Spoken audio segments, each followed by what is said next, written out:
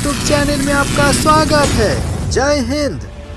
आज हम class 10th science धातु एवं अधातु का क्वेश्चन आंसर बनाते हैं। फर्स्ट क्वेश्चन, निम्न में कौन सा युगल विस्थापन अभिक्रिया प्रदर्शित करता है? ये चार्ट ऊपर से नीचे घटती अभिक्रियाशील धातु है। ये नंबर के युगल में कॉपर Na को विस्थापित नहीं कर सकता है। उसी तरीके से एल्युमिनियम भी Mg को विस्थापित नहीं कर सकता है। सी नंबर में सिल्वर Fe को विस्थापित नहीं कर पाता है।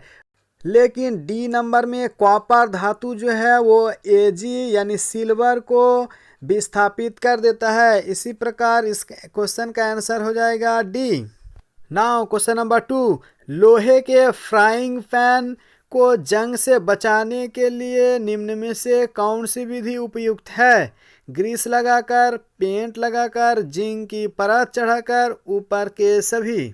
सही आंसर सी, जिंक की परत चढ़ाकर, क्योंकि फ्राइंग पैन में अंडे को फ्राई किया जाता है और यहाँ पर ग्रीस नहीं लगा सकते हैं। पेंट फ्राई पदार्थ के साथ अभिक्रिया कर सकता है। नाउ क्वेश्चन नंबर 3, कोई धातु ऑक्सीजन के साथ अभिक्रिया कर उच्च गलनांक वाला यौगिक निर्मित करती है। यह यौगिक जल में विलय है। यह तत्व क्या हो सकता है? इस क्वेश्चन का सही आंसर हो जाएगा ए, कैल्शियम, क्योंकि कैल्शियम धातु ऑक्सीजन के साथ अभिक्रिया कर उच्च गलनांक वाला यौगिक बनती है और यह जल में विलय भी है। जबकि कार्बन ऑक्सीजन के साथ अभिक्रिया करके कार्बन डाइऑक्साइड जो एक गैस बन जाता है और ये जल में घुलनशील नहीं होता है। सिलिकॉन ऑक्सीजन के साथ मिलकर सिलिकॉन डाइऑक्साइड और ये भी जल में घुलनशील नहीं होता है। और लोहा ऑक्सीजन के साथ मिलकर लोहा ऑक्साइड बनता है और ये भी जल में विलय नहीं है। 4, खाद्य पदार्थ के डिब्बे पर जिंक की बजाय टीन का लेप होता है, क्योंकि ए, टीन की अपेक्षा जिंक महंगा है। बी, टीन की अपेक्षा जिंक का गलनांक अधिक है। सी, टीन की अपेक्षा जिंक अधिक अभिक्रियाशील है। डी, टीन की अपेक्षा जिंक कम अभिक्रियाशील है। सही आंसर सी, टीन की अपेक्षा जिंक अधिक अभिक्रियाशील है। अतः जिंक खाद्य पदार्थ के साथ अभिक्रिया कर विषाक्त खाना बन सकता है। नए students please subscribe our channel. Question number 5, आपको एक हथौड़ा, बैटरी, बल्ब, तार एवं स्विच दिया गया है। ए, इनका उपयोग कर धातुओं एवं अधातुओं के नमूनों के बीच आप विभेद कैसे कर सकते हैं? बी, धातुओं एवं अधातुओं में विभेद के लिए इन परीक्षणों की उपयोगिताओं का आकलन कीजिए। नंबर ए, हथौड़े से पीटना। यदि लिया गया नमूना हथौड़े से पीटने पर टूट जाए तो वह अधातु है, और यदि नमूना एक पतली चादर का रूप ले लेता है, इसका अर्थ है कि वह आघातवर्ध है, तो वह एक धातु है। दूसरा नियम, सभी उपकरणों को चित्र के अनुसार जोड़ लेते हैं, नमूने को चिमटे के बीच में रखते हैं। यदि स्विच ऑन करने पर बल्ब जलता है तो नमूना धातु है, क्योंकि धातु विद्युत का सुचालक होते हैं। और यदि बल्ब नहीं जला तो लिया गया नमूना अधातु है, क्योंकि अधातु विद्युत के कुचालक होते हैं। बी आंसर, आकलन, धातुएं आघातवर्धनी होती है, अधातुएं भंगुर होती है। धातुएं विद्युत की सुचालक होती है, जबकि अधातुएं विद्युत की कुचालक होती है। इस प्रकार 5 नंबर क्वेश्चन आंसर समाप्त। क्वेश्चन नंबर 6, उभयधर्मी ऑक्साइड क्या होते हैं? 2 उभयधर्मी ऑक्साइडों का उदाहरण दीजिए। ऐसे धात्विक ऑक्साइड जिनकी प्रकृति अम्लीय तथा क्षारीय दोनों प्रकार की होती है उभयधर्मी ऑक्साइड कहते हैं, जैसे aluminium oxide, zinc oxide. Now question number 7, 2 धातुओं के नाम बताइए जो तनु अम्ल से हाइड्रोजन को विस्थापित कर देंगे तथा 2 धातुएं जो ऐसा नहीं कर सकती है।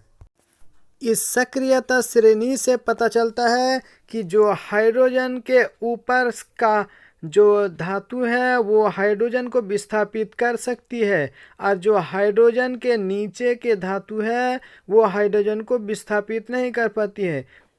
इस प्रकार तनु अम्ल से हाइड्रोजन को विस्थापित कर देंगे एल्युमिनियम, मैग्नीशियम, तथा विस्थापित नहीं कर सकती है सोना, चांदी। Please like, share, comment.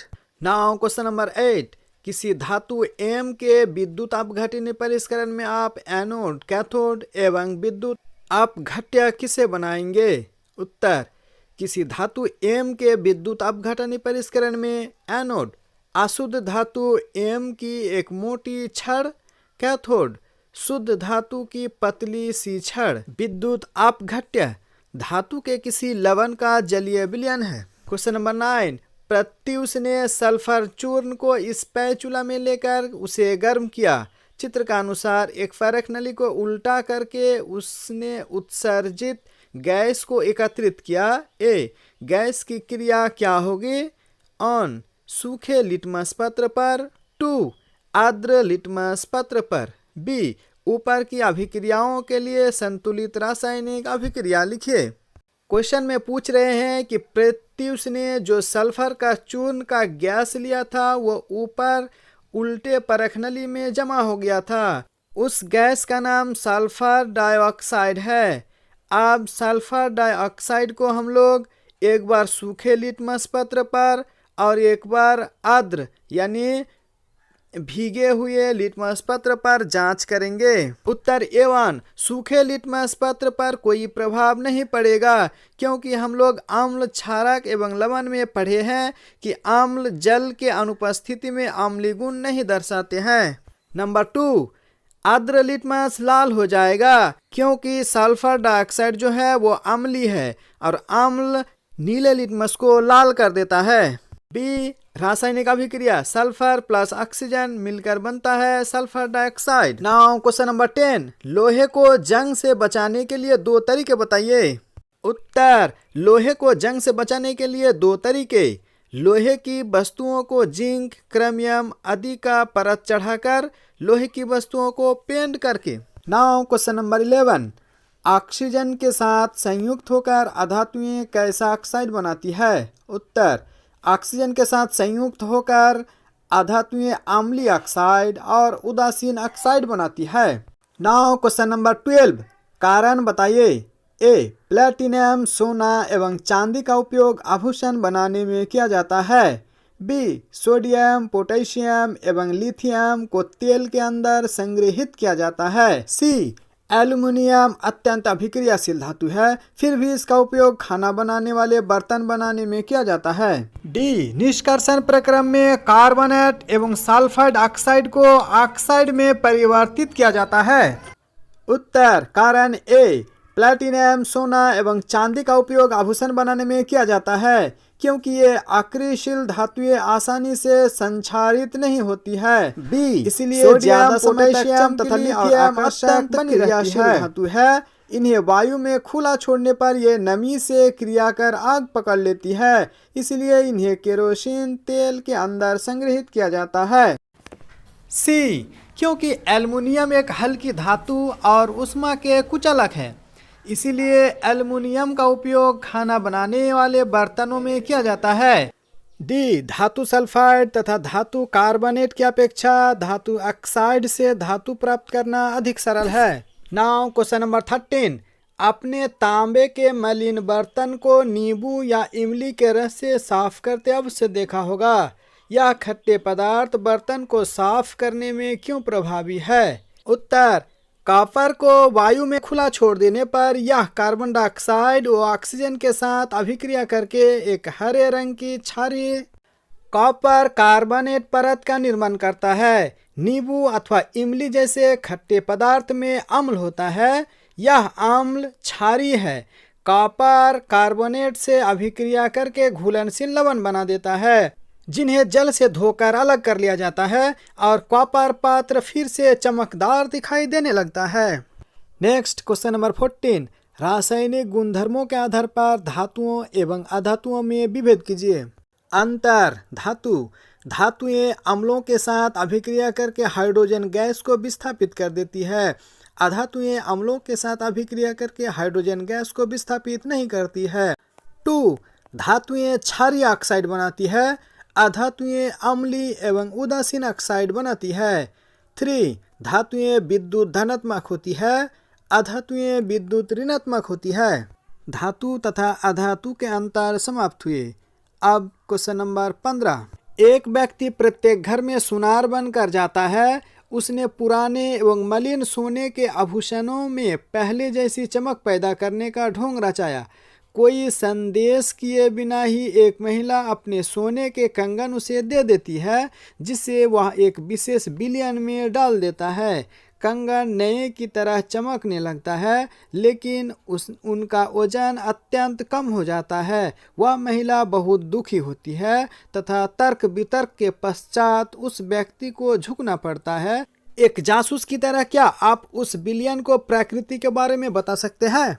इससे पता चलता है कि वो आदमी जरूर ठग था। उत्तर, सुनार द्वारा उपयोग किया गया बिलियन एक्वारिजिया था।